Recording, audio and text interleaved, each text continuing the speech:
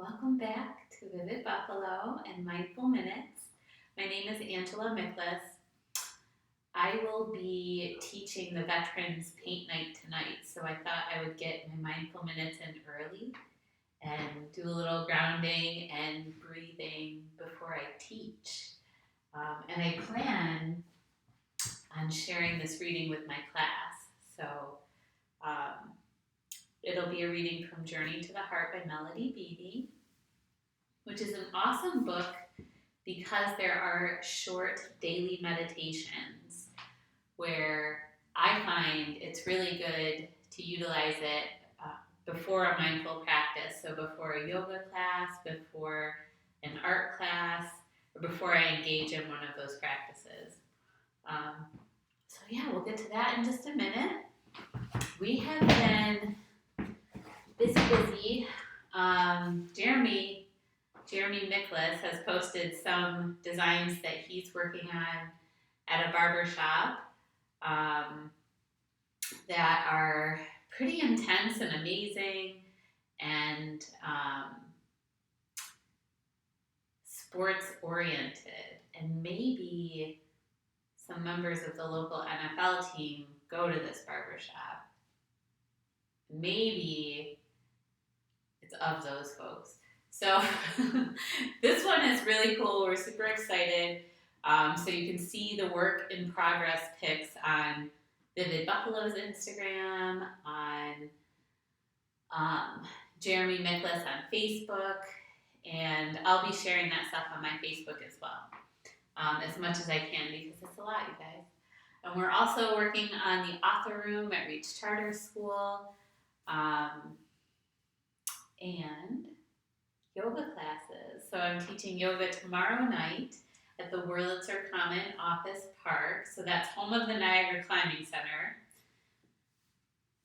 The space itself is amazing, and there's tons of parking because it's an old elementary school, so there's a huge parking lot. It's really easy and accessible. The yoga room's on the first floor, so you can get your ticket at vividbuffalotix.com. So that's Vivid Buffalo Tix. Or just come out and I'll walk you through the whole process and I'll show you the space and we'll do some yoga. It'll be really fun. So retail is chugging along. I don't have much more to say about it right this minute. Unforeseen printing issues, but Positive Approach is working hard to complete the order, and we will have those by the end of the week. Yay! So that's retail, murals, classes. Personally, I'm just really excited to be connecting with people through teaching again and teaching yoga again, having the opportunity to teach art classes and get more of those on the calendar has been a really bright spot for me. So I look forward to doing more of it. And if you're interested in our art classes and you have a private group, maybe a work group, tonight we're working with Veterans One Stop. So we can do private paint parties, and then we plan to get some on the calendar for the Wurlitzer Common Office Park because they have a party room as well, so we can have our paint night right there on site. So super excited about all that stuff, you guys. Woo! Let's ground and breathe and get focused. I'm excited to set my intention for my class tonight. So, today's reading is, this is a good reading. I love this one for yoga classes. Listen to your body. Listen to your body. So what that takes is getting out of our head and getting into our body. And how we accomplish that, start with grounding. Wherever you are, find your feet. Press through all four corners of your feet and notice them. And from that grounded space, start to turn inward. So feeling your breath and heartbeat. If you're seated, ground and press through the sit bones.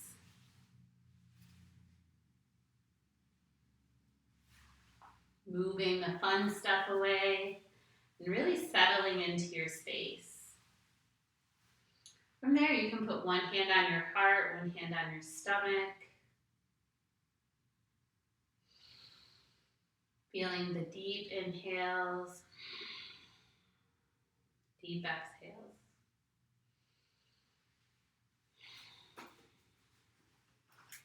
And from that grounded space, listen to your body. The call to exercise doesn't come from gyms, health clubs, physical education directors, or diet books. The call to exercise comes from our bodies and our souls. I fought exercise for a long time. During the 80s, when it became popular, I managed to resist. It's boring, it's hard, and unpleasant, I thought. It won't work for me. When my daughter finally dragged me to the local health club, I felt like I was in a foreign country. I rode a bike for a few minutes, then wobbled to the water fountain looking like a penguin, legs numb, heart pounding, muscles aching, sweat pouring down my back. My daughter looked at me and firmly said, "You let yourself get into this shape. Now it's time to get out." It took a while to understand that. When I did some simple workouts, I felt better, not worse. The cycle happened naturally over many months, but my body had said loudly, "It's time." The world is full of ways to move around, work our bodies, and exercise. Park the car in the space furthest from the store and walk. Carry groceries one bag at a time from the car to the house. Carry your own luggage. Go for a walk. Go for a run. Do sit-ups. Learn yoga. Take up line dancing. Find some way to move your body that feels good for you. Start doing it even if it doesn't feel good at first. Do it until you can hear your body. Hear what it wants. Hear what it needs. Hear what it feels good to do. Do it until you can hear your body tell you how and when it wants to move. The better you can hear your body, the more clearly you will hear your soul. And that's why we take the time to tune in. Feel our breath. Feel our heartbeat. Take time to practice. There are times in my power yoga classes when the work feels too hard and I'm wondering why the teacher is calling the sequence and what we're doing and why is this so hard? And the teacher will remind me that this vitality, this feeling, this breath, this heartbeat, this sweat is brought to me by me. I created it. They're guiding, they're calling poses. My body is doing the work.